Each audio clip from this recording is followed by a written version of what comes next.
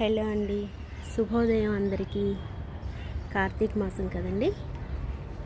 ఈ శంకు పుష్పాలతో పూజ చేస్తే శివుడు చాలా ప్రసన్నుడవుతారని పురాణ గాథండి. నీలపు రంగు ఉన్నటువంటి పువ్వులతో పూజ చేస్తే ఆయనకి మహాప్రీతటండి. అందుకని ఈ శంకు పుష్పాలు ప్రధాన పాత్రను వహిస్తాయండి. అలాగే నాగమల్లి పువ్వులు కూడా అనండి, ఎంత అందంగా ఉన్నాయో చూడండి పువ్వులు.